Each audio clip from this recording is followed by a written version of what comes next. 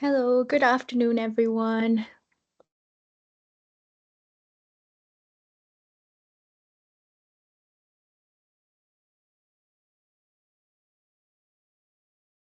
We're just waiting on more people to join, and then we'll start. Thank you for being here.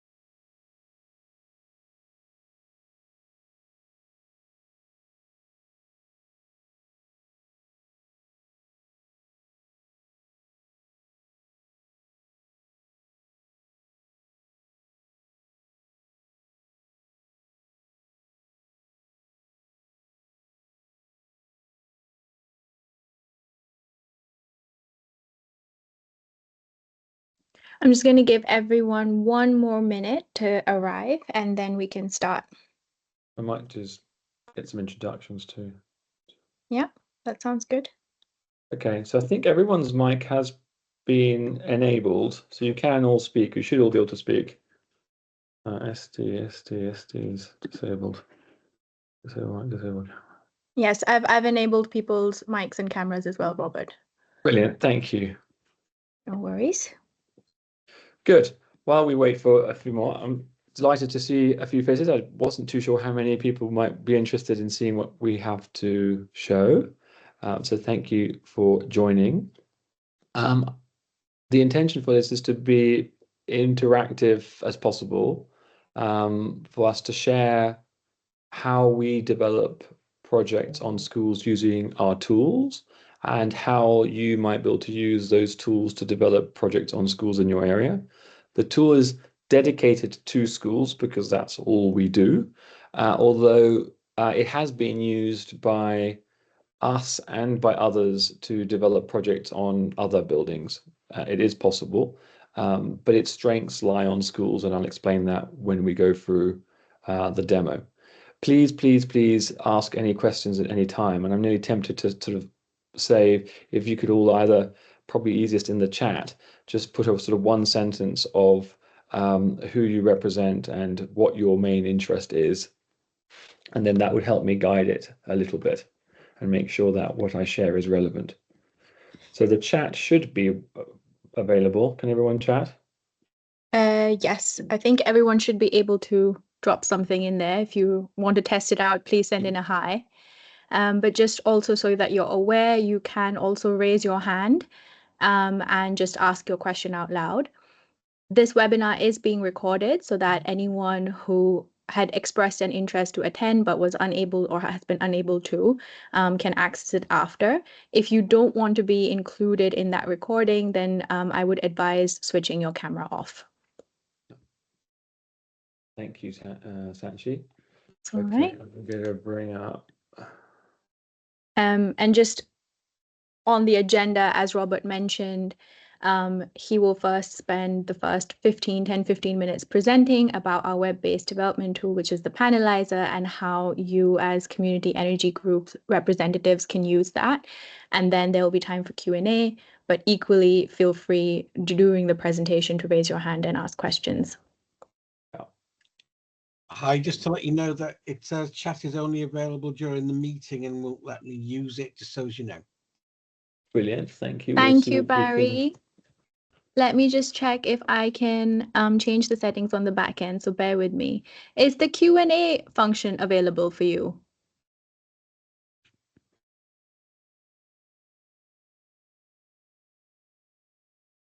If you click on the Q&A right next to the chat. I'll just put a question mark in there.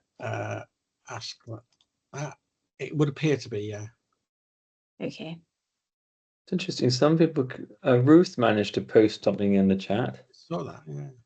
I wonder how. Ruth, you have special powers. Okay. I'm going to start sharing my screen in a second. Let me just make sure this is logged in and working okay. Yes, it is. Good. Switching over to sharing my screen. So maybe just a very brief introduction to solar options for schools. We were set up about 10 years ago. I'm the founder. The purpose was to help schools decarbonize by bringing installers, funders, and schools together in a sort of safe environment to make that happen. Over the years, we've increasingly worked with more community energy groups to help schools in their own area. And one of the things that's clearly very powerful is that local community energy groups have strong relationships within their area, both with the schools and with the council. And the council is a major barrier in many cases to actually successfully getting a project done. We can touch on that if anyone's interested. But the idea is we created this set of tools, and the idea is that we wanted to provide this set of tools to a growing number of partners, not just in the UK, but worldwide, to enable more schools to go solar more quickly, so that we can then deliver the energy and decarbonisation education linked to managing those solar assets. We currently look after solar PV on about 250 schools in the UK, and solar PV on a number of systems where we deliver education in India, Germany, and Colombia. So we haven't expanded it internationally very much yet. We still have a long way to go, but one of the key parts of that is building a set of tools that enables our partners to be more effective. So very interested in feedback and your thoughts and views on what I'm about to show you today. And one of the first things we did in the UK in terms of our software platform is take and integrate the educational database. So we have knowledge about every single school in the UK. And as you can see on my screen, I can then pick a trust, a council, or search for a particular school. If I look at the chat, just so it's relevant, I think someone said Devon.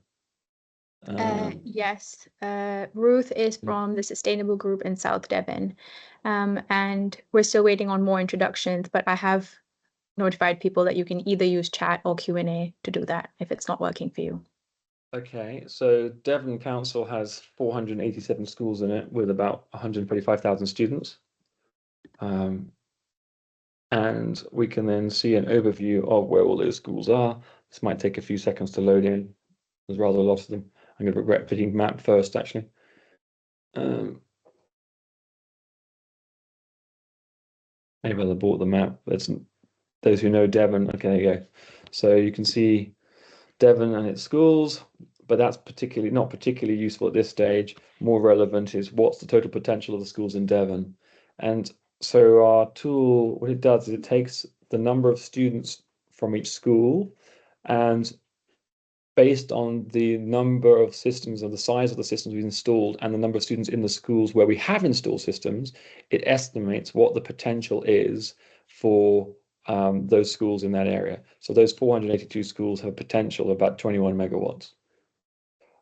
It would potentially save those schools over the lifetime of those systems about £33 million and about 4,000 tons of CO2 a year. And then you can see the schools. It tends to rank them automatically by largest to smallest in terms of potential. Very small schools are very tricky to do. The larger the school, the easier it is. Sadly, there aren't very many secondary schools compared to primaries.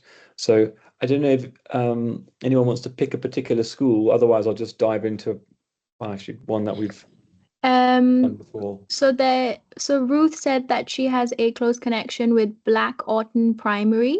So maybe that's one you can pick, Robert. BLACKAWTON. And Devon, Black. Why can I not see it on? It's not on this page. Have I multiple pages? No, they're all in here. Let's try the other search. LACK AWTON. AWTON. Primary. That one? I guess yes. Is it doing it?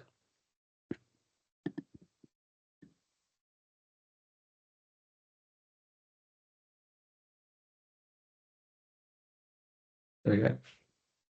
So that school has a potential, it's probably quite a small school, but we can then jump in and have a look at it.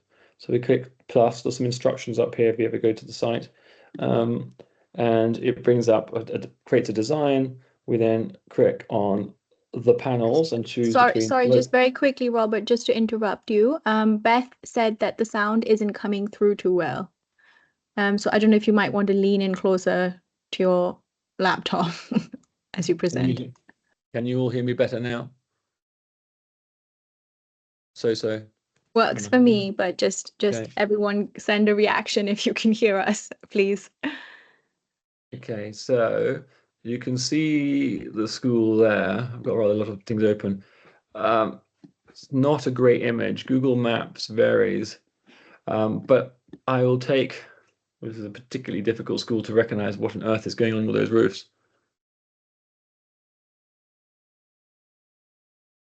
Sometimes it helps if I drop little chap. Maybe I can drop the chap here and see what the roofs look like. Okay, that's better. So sloped felt roofs, which are not easy, as you probably know, hard to attach to. If it's flat enough, you can still put a flat system on it. Okay, that gives us a rough idea of what the roofs look like. And then we can then assume there's a flat, let's assume they're flat roofs and we can get away with a flat roof system on them for now. I've chose flat roofs and then drop some panels on them. And let's make that a bit smaller. Now, there are lots of tools that allow you to place panels on buildings. What's slightly different about our tool, which we've developed over the last 10 years, is that it ties into not just a solar yield database to forecast what the solar yield would be from that system, 987. If I turn the system, it will change that number. Why did it not change that number? It should do. Let me just check it's set to paneliser. There you go. Now I change it, it will move it around. So 959 or 976 if I point it that way, and if I pointed it north, slightly north, it should drop, and then it has. So one, it does factor in the solar yield, but two, it also factors in the funding model. So we've got the Solar for Schools CBS. We're in the process of potentially adding the funding models of a number of other community benefit societies, plus some commercial societies or commercial funders, plus if the school funds it themselves. So for now, I'm just going to do it on the school funding itself. Then the next bit it does is it calculates what the cost of that system would be. So we have a database of what it costs to install and what the equipment cost would be for a given system size. So it automatically, as I add panels to it, let me just add some more. I'll just copy that one and drop it here, assuming I can put that there. Now we're at 13 kilowatts. The total investment's now gone to about £18,000. Now, most community energy groups provide it on a funded mechanism. So I'm going to use the CBS, the Solar for Schools Community Benefit Society, as an example. But as I mentioned, we could incorporate your funding models into that too, once you have your own, or we can fund the projects through the CBS initially. And then once you get to significant size, we can then move those projects out into your own community fund if you wanted to, and the schools agreed to it. And if you plan that in from the beginning, that's perfectly possible. Okay, so what it's doing is for this little school, it's made a couple of assumptions. It's assumed how much electricity it's consuming, 28,000 based on the number of students. That's a pretty low level of consumption. Solar on a school starts to become attractive in consumption rates of above 50,000. Above 100,000, it becomes extremely attractive. So a small school with 28,000 consumption is going to be tricky. With the CBS funding model that's covering interest or paying an interest of 5.5%, it would require a PPA of about 30p from the school to make sense. At that size, it doesn't make sense. The self-consumption, i.e. what proportion of the electricity generated by those solar panels is consumed by the school, is 63%, and would replace about a third of the total of the school. This is already quite low, i.e. we're bleeding a lot of the electricity back to the grid. We assume that we're only going to get about 3.5p from when we export it back to the grid. At the moment, we can get about double that, slightly more than double that. but we can't guarantee that's going to be the case for long. So it depends a little bit on the assumptions of each community energy group, and the level of risk that your funders are prepared to take. But if you're being reasonably conservative, 3.5p is not a bad place to be on export, and therefore you don't want to be exporting too much of it. If I then put another system on and make the system larger, yeah, we've now gone to 20 kilowatts, self-consumption rate has dropped to 50%. The proportion of the total school consumption that's being replaced by solar is now going up from 30 to 36. So we've added another 50%, but our solar rate's only gone up from 30 to 36%. So as you add more panels, the solar rate continues to increase, but in ever smaller steps. And the PPA has dropped a little bit, which is good because you gain some economies of scale, but it's still pretty unattractive unless the school's paying significantly more than that.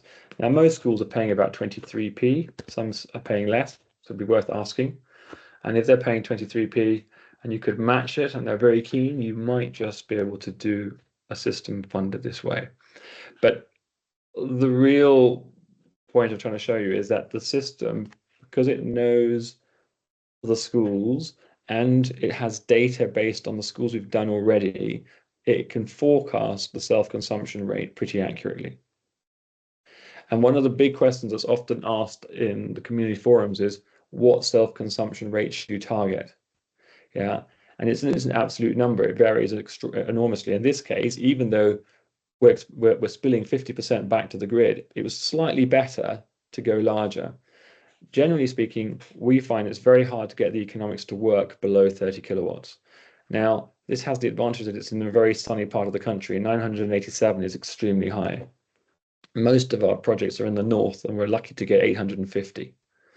If this happened to be in the north and it was only 850, the PPA goes up dramatically. So it's just about doable because, let me just go back to the paneliser number, because of the fact that it's in a very sunny location. So in very sunny locations, you can get away with slightly higher, slightly lower self-consumption rates, sorry. Any questions? Because I'm trying to make this as interactive. So we're getting 9.C export for the next. Okay, yes, great. I was just going to say we've got a couple of comments in the chat. One is from Ruth herself, and she says that E.ON's next offer is 16.5 pence per kilowatt hour. And then to that point is Damien's comment where he says getting 9.7p export for the next year, but agree modeling for 20 years is more prudent at a much lower export tariff. So I don't know if you want to address those points, Robert. No, I agree. I totally agree. I was about to say the E.ON next offer at 16.5p, I've never seen anything that high unless it's residential. So I think that's answered by Damien later. That's difficult to get a non-domestic array, we find. Sorry.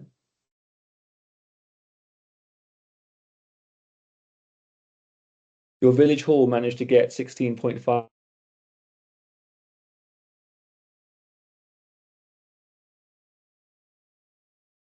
What size system is it, if I may ask?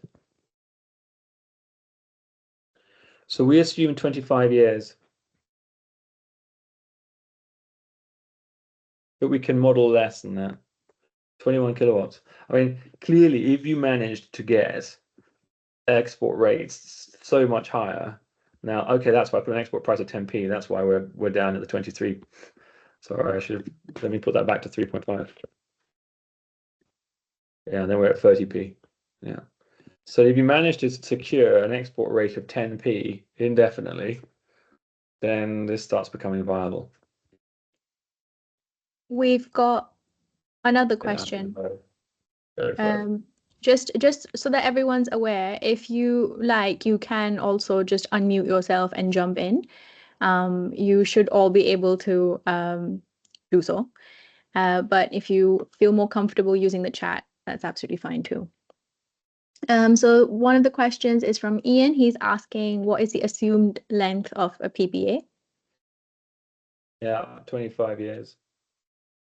And then he goes on to solar rate ask. means, so solar by rate. solar rate, it's we're talking about the PPA between the community energy group, and the school. Can I comment? Please. Yeah, so hello, we haven't met face to face or virtually before, but I know you've spoken to my colleague Will quite a lot.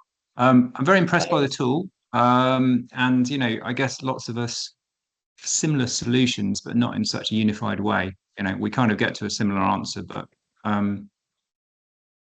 yeah, it's impressive that you've got all the schools. I don't know what data sources you've used, but it's very impressive that you can do all this level of modelling and see which schools have got PV already and what the opportunity is. And I wonder if I know you're selling for schools only, but there's an opportunity to use this in other sectors, like for SMEs, etc. So maybe that's another conversation to have another time if you've developed something, put different data sets of sites into it. So I think there's two things. There are a number of other tools out there that are very good for just the simple design piece rather than the financial modeling piece. Yeah. And Noel, who's on the call, and the Big Solar Co-op do just that. I think you use a tool for the design piece, and then I don't know how you do the financial modeling piece, but Noel may be able to answer. Yeah, sure. Hi, Robert. We have met before. Yeah, I'm really sorry. I arrived a bit late, so I missed like the real goodness at the beginning, which I wanted to say. But yes, we use Open Solar, so it's free third-party software, sits in a browser. It's quite intuitive. I can set volunteers up with accounts really easily, but it doesn't do everything we need it to do. We use that because we're set up quite differently from Solar for Schools. We use that for a sort of a first pass. By that point, before it ever gets to Open Solar, we've already triaged it in triage sites in the sense of, do we think it's viable from a desktop view? We're just before we even begin in design. So those pieces are really quite lightweight at the beginning. And then the information that Open Solar pumps back out the other side, once you put in energy usage, is what's providing us with the figures we need to go into what is in fact a old school spreadsheet. It's a sophisticated one that John Halley's put together, but it's the inputs and so on are entered manually. And actually, those spreadsheets will be adjusted probably multiple times over the course of sort of legal negotiations. Something might change. Turns out their roof isn't what they said it was. It's going to be more difficult. We need a ballasted array. Whatever it is, we might have to go back to it and adjust it over time. But we generally don't find that we're changing the PPA price much, unless, we're talking about like the negotiations extended over 2 years or something, and then we are going to be looking at adjusting for inflation or something like that. But yeah, I think this is really impressive. And I like the estimated usage is not something that we use as yet. We've been kind of playing around with that idea, and we've got bits and pieces of that, but because we work across almost any building, it's not specific enough. But I think with schools, because of the terms, because as in the school academic term, and that 6 weeks in the summer, it might be different, you can probably get a bit of modelling there, which, we haven't been able to do across SMEs, faith buildings and everything else, but yeah, good stuff. So just on that point, so I think that's the key piece that I was saying. It could be used for other buildings, but the added value of, I've just deleted that design. I tried to download the model. So just to explain a little bit more how it works. So what it does is we have a large, rather complicated spreadsheet, and that large complicated spreadsheet, which is the financial model over 25 years, and has all the different funding models in it, is uploaded to our web server and powers this calculator. And that's the bit that's quite unique. Now, we could, in theory, have multiple funding options. What it also currently does is it tries to forecast the self-consumption rate based on the historic analysis of the schools we've done already. That bit would obviously not be relevant to that would be hard for other businesses. Yeah. But PV, which is it? PV Sol, which is a sort of professional solar design tool, which you would typically use further down in the process. If you do a full design in that, you can load up the half-hourly data from the school, from the building, plus a half-hourly data from typical solar radiation. And if you can upload that, then it will give you an analysis. The only thing that I caution is that 1 year's half-hourly data may not be an average half-hourly data. And for that particular year, it might go, oh, it's going to be 73% self-consumption. But it just happened that the school, that particular building happened to be using lots of power on days that were sunny. Yeah. So you just need to take that with a bit of a pinch of salt. R1, it arguably better or worse. What it does is it doesn't take half-hourly data. It takes just the headline figure of the consumption of the school and matches that on a ratio. What's the consumption versus what's the generation for that? What we've done that for every school we've done so far, about 200 schools that we've modeled. We then plotted that on a graph, and you get this sort of scatter graph of what the self-consumption is for them. We've then drawn a line of best fit and then moved it 5%. Yeah. So we're trying to, we hope on average, we are 5% conservative. On an individual school, it will vary, but at a portfolio level, you don't really worry about it too much, as long as on average, you're within that point. And actually, it's pretty good. Where we've become not a cropper, but where we've had challenges is that if we look at the actual consumption of the schools that we've put solar on average, they've dropped 20% since putting solar on. Not because 20% has been replaced by solar, but because they've literally, because we provide as part of our service, and this is further down the line, the asset management and charts and education piece, they've learned where, oh, we've left our lights on at weekends, so they switched them all on. You cannibalized yourself. We've cannibalized ourselves. Shot yourself in the foot. Now, to some extent, as a community, given that it's funded by Community Benefit Society, the sort of school CBS, or any other CBS, we should all be happy about that to some extent. But we have to be careful of that, because otherwise at some point all our funders lose their money. So we can't allow that. Now, again, sorry, go ahead. I was going to say, are you factoring that into your forward modelling, going, actually, we've learned from experience that 15 to 20% saving will be made through what we do downstream of the installation, or will be happening through other funding schemes. Therefore, we need to be more prudent in our modelling. We moved the self-consumption another 5%. That's it. Yeah. Okay. We did that about 18 months ago. Sorry, I'm just conscious that we've got more questions coming in. So Barry, you've had your hand up. Why don't you go next? Yeah, I just wanted to second the vote of confidence. Very, very impressed, having done and trodden a similar path in a different area. When we've got time, I'd love to tell you about our Green Streets pilot and our hub program, which I think could be very collaborative with this. So just wanted to sort of flag up. Keen to be in touch and to talk about that, and as I say, very impressed. Thank you. Well, that's very kind of you, Barry. And yes, love to work. One of the reasons there are 20, depending on whether you count Scotland and Wales, 22 to 28,000 schools in the UK, and yeah, we would like to do about 120 this year, but that's a small fraction of the total. So if we can empower others to do more, that would be amazing. Yeah, and as you pointed out, absolutely rightly, they're all at the centre and already a kind of hub for their communities. Yeah. And there's plenty we can do there. Sorry, go ahead. I was going to say thank you, Barry.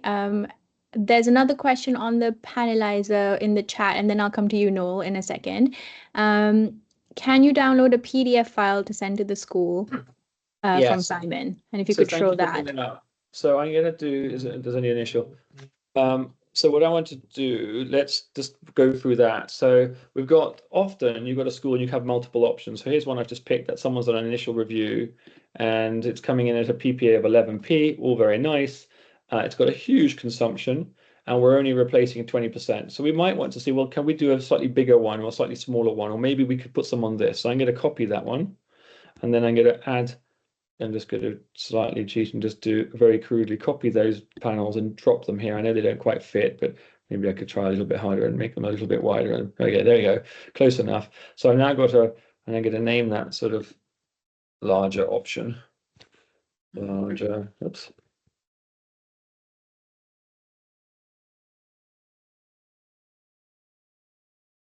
option. And then save it. Save it, save it, save it, save it. There we go. And then I got to go to the analysis tab. And then I have a sort of overview of the my different designs. I've got the sort of initial review and the larger option. It's 250 and 222. You can see that the savings on the larger one are better, even though the PPA is probably slightly higher. But it kind of indicates that maybe it's worth trying to go even larger than that. I won't do that this second. I'm going to select this one as my preferred one, select, but I want to include the other option. Oops. But I want to include so let me just make sure larger option is going to be my main one. And this one, I just want to have it included in the presentation. And then I then choose my template and I'm going to go for school offer. And then we need to wait about 30 seconds. So maybe there's a question or something in the meantime. Oh, there was a question about what happens with the PPA. Yes, from David, how does a PPA change over the contract?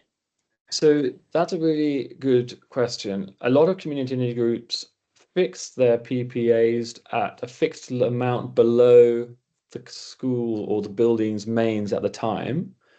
That's much easier to sell, but we don't do that or recommend it because we have some concerns as to what will happen with main prices going forward. So ours is basically indexed to RPI, and we'd recommend to most of the community energy groups we work with that they do the same. The risk, of course, of that is that if inflation goes up more than mains prices, at some point a school could end up in a situation where they're paying more for their solar price than they're paying for their mains. But in that particular situation, it would probably mean that their mains electricity prices come down quite dramatically. And if 70% of their electricity bill has dropped dramatically, they shouldn't be too upset about having to pay slightly more than what they've got as a discount on their mains on their solar. So we explain solar as a long-term hedge. You're no longer exposed to a massive increase in solar because some of it's going to be, massive increase in mains price because some of it's hedged by solar. But equally, if for some miraculous reason mains prices drop dramatically, you're not going to benefit from the full drop because some of it's anchored to your solar price. So you've reduced your volatility from a massively up or down to a narrower corridor. And that's the risk you're taking in a situation where electricity prices went down and you now save less money than everybody else who didn't have solar, but you're still saving money. So that risk to you is much lower than if you do it the other way around and go, no, we're going to guarantee you're always going to be 10% below mains. Well, if, for example, electricity contracts change and they say we're going to now give you a much higher fixed charge and a much lower variable rate, and then the school comes around and goes, well, look, my variable rate is now 15p or 12p. I expect you to charge me 10. Then the CBS funding model no longer works because your income is dropped dramatically and you can no longer repay your bondholders. Yeah. And a bondholder not getting their money back is far worse than a school making less savings than they would have done otherwise. Yeah, in a scenario where they're making more savings because electricity prices have come down. So our view is index to inflation. That's the safest way to do it. And the inflation just about accounts for the reduction in your performance of the system over time, and the fact that it's going to cost more over time to manage and maintain these systems. Now, a lot of community energy groups assume that they're going to continue looking after those systems with volunteers and not paying them. I'm not sure that's a very safe assumption either, because it's fun to put a project together, but it gets boring looking after it after 10 years. I can tell you. So you should definitely factor in enough budget to look after them, and that the cost of looking after them will go up with inflation. So we index, and we recommend people should index to inflation. No. I hope that answered that question. Yeah. I was just going to say we do the same. We index too, but that wasn't my question. Another compliment, just to say, as you were going through here, you know, the UX is really nice here, and the user experience of how you use this, very bright and colourful, and just I can see why it's appealing, and I can imagine, you know, being in a school and actually doing this in a governor's meeting or something, or, you know, you could actually you're empowering the schools themselves to maybe have a look through this. I don't know if is that your intention for it, or is it meant more for community groups? or No, developers we or often do something? that. We absolutely use it as a sales tool. And we're actually doing some training with the well, not sales, but the sort of our team of advocates that talk to schools. And yes, showing them how, for example, for some reason did I not choose the template, or I've crashed the system or done something wrong with the system. I think I did press the button, but I don't seem to have downloaded the. Let me just check my email. Sometimes I send it to you. Yeah, it has. Okay. Sent it to me as your report is ready. There we go. So I'll come back to the sort of customer journey piece. So my question. Oh, sorry. Do you want to go first? No, it's okay. I just wanted to show, finish answering the question around, does it produce a report? So this is template driven. So again, we can create versions of this template specific to each community energy group. That then generates a report that shows the picture of where the solar panels would go roughly. It does a summary, and it then shows the different options, and then you can then delete the options you don't want. I don't know why it's put so many options in here. I don't remember doing that. But maybe I pressed the wrong button. Anyway, and it then gives them a sort of summary of what their savings will be. There are various different templates you can then choose. And there must have been multiple options that I didn't switch off. Normally, and I think I just didn't do it because I wasn't concentrating, is on the, get back to, what was I, sorry, there was, over here, yeah. So normally initial all, normally by selecting show and select and show, that determines which ones appear in the document. Anyway, so that's that bit. But yes, we often go through this with a trust or an individual school, because sometimes they go, well, what's the lowest possible PPA we can achieve? And so let's look. I'm just going to play with the size of the panel, the module ratings to play with that. So I'm going to go for 300, not that that exists anymore, but just to see what the PPA price does. Look at the PPA. So it went down a little bit if I reduce to 199. So if I go really small, at 220, it didn't really get any cheaper. If I go for a really large one just to see what happens, it goes up again. So what it allows us to explain is that there's a sort of bottom of the cost curve. If you have a very small system, you've got lots of fixed costs. As you get bigger, those fixed costs get distributed over more panels, so your price per unit goes down. But as you then continue to get larger, although your economies of scale start to continue to kick in, they've diminished, they flatten out. But on the other side, at some point, you're starting to export more and more. Here we're now exporting 39%, versus with a very little system, we're only exporting 18%. And given our debatable assumption around how confident or how risky you want to be around export, that creates the bottom of the well. But the lowest PPA is not often the best deal, because if you are paying 23p, you might be rather pay 14p for your unit of electricity, but for more units of electricity, because you're saving on more units of electricity. So that's the other bit that you look at. So that's why we do this sort of 25-year forecast. Okay, the forecast is based on inflation and inflation, but if you're comparing like with like and you don't move those numbers, you're comparing apples to apples again. So now again, let's look at this. So if I go for a much bigger system, I'm going to put this back to 410 watt panels, which is a typical. We've got 1.1 million. If for some extraordinary reason I could actually squeeze more panels on here, or if I go, let's just double it just to see if I can. 1.12 and copy it again. And look at the PPA price is starting to go up, 12.1. Copy it again. But the savings are still going up. Total annual savings is still going up. Because so on this size, with the consumption that big, you'd probably try and go as large as you possibly can. You just keep going until you fill all of the roof space, because that would probably still deliver the highest savings. But trying to get that point across in any other way than literally showing it to them dynamically is actually quite hard. Yeah, and here they go, oh, okay, I get that. Yeah. And I was doing it rather a bit too quickly. But yes, so we do use it as part of building trust and explaining that the PPA isn't just some magic number that we made up, but it's mathematically driven based on quite a bit of science. It's really engaging to be able to show people like the changes that you're making on their roof as well. You know, you're taking them straight into something that they can key into because it's their roofs. My actual original question was around other risks, so or other considerations.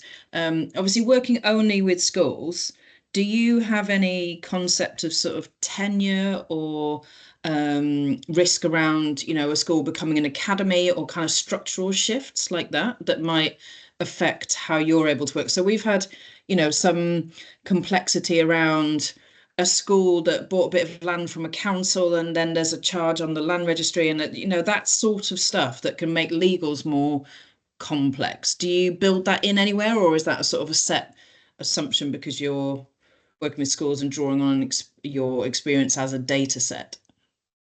I think the reason most organizations don't focus on schools or public buildings is because of the point you just made. The legal Yeah, we're procurement wondering if we should. process Yeah. is an absolute nightmare. Yeah. Yeah.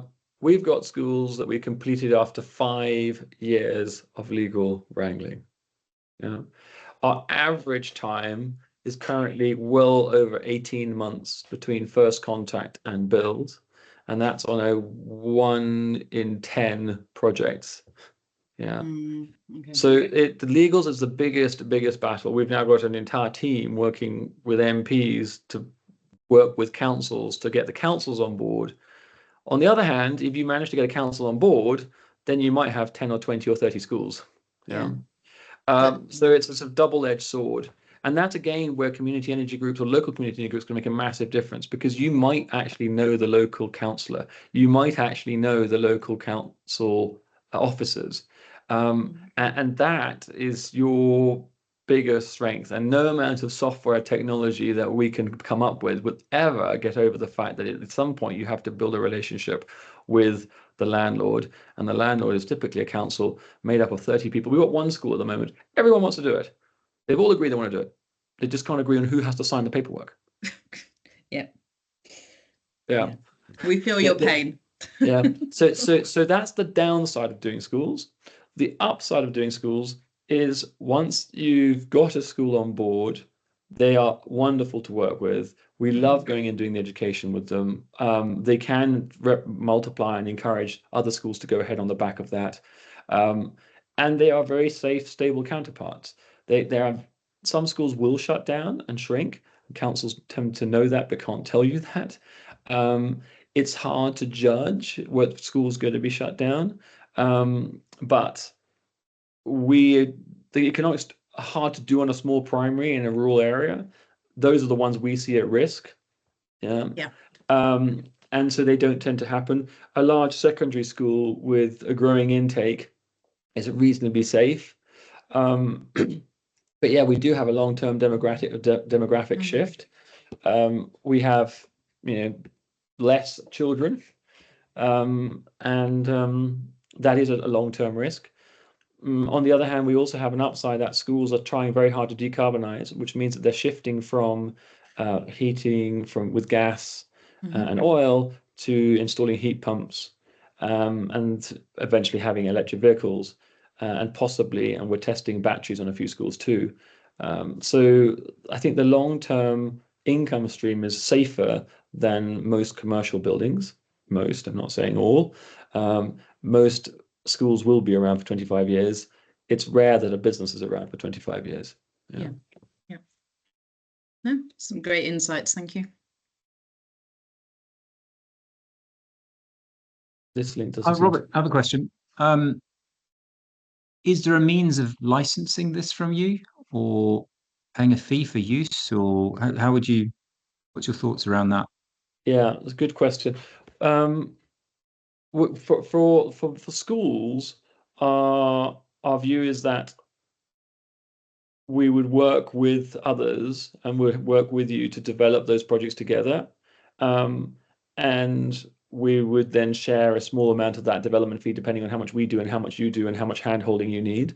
But the idea being that over time you would do more and more we would do less and less. You'd need more and more on our software, and then our portion of the development fee shrinks to the point where one day it could be called a license fee. We don't have a formal license fee system in place yet. We're about to rewrite this software into version 4, which allows us to have multi-tenancy and a lot more functionality that makes it a sort of proper piece of software for third parties to use. So at the moment, it's a sort of we share it with our friends. And community energy groups are that we'd like to make more friends in that area.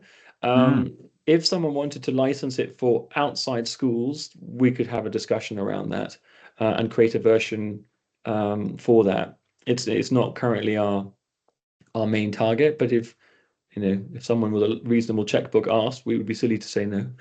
Yeah, I think we might be interested in working with at some level on the schools that we're talking to in Sussex, but also I'm aware that the Greater South East Net Zero Hub has commissioned a piece of work which is a mapping and a database, and I don't know what level of detail, around all the business parks in the Southeast, and it's looking at energy load and energy generation capacity, is what I understand.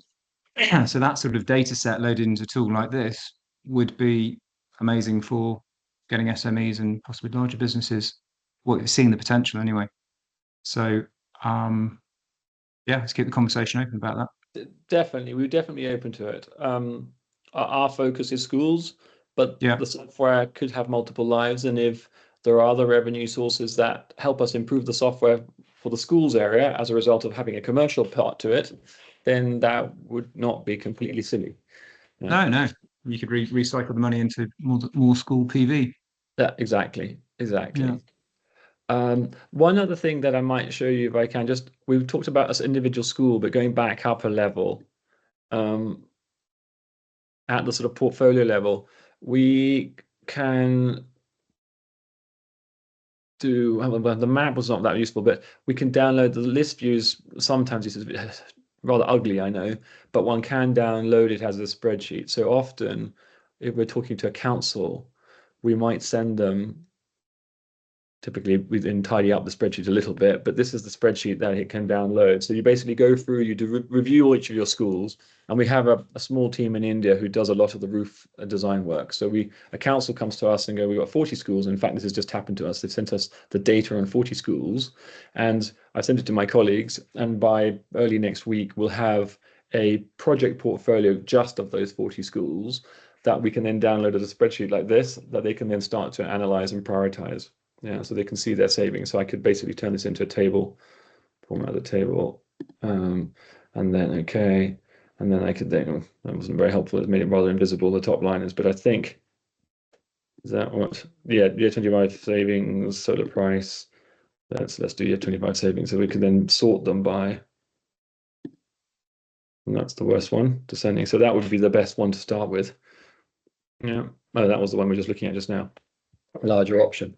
But it's a tool that community energy groups can quite easily, and we can initially, if you're working with the council, just let us know, and we can produce this for you to help you break into that council and start talking to them, if that helps. Interesting. As a door opener, as a mechanism of this is all your potential. It's really useful. Yeah. We can also generate a presentation that does that too. Let me just go back one. I'm just conscious that we're now almost 5 minutes over the webinar. So maybe this could be the last thing that you show, Robert. And then to everyone who's still stuck around, thank you so much for attending. Thank you for your questions as well. We will be sending the webinar recording over via email, as well as the link to the paneliser. So you should be able to access all of that in one place after this webinar. And great to meet you. I couldn't see all your faces, but thank you for those who interacted and asked questions and made suggestions. It was really great fun. Thank you. Thank you for joining, everyone. Thank you, Damien. Cheers. Thank you all. Bye all.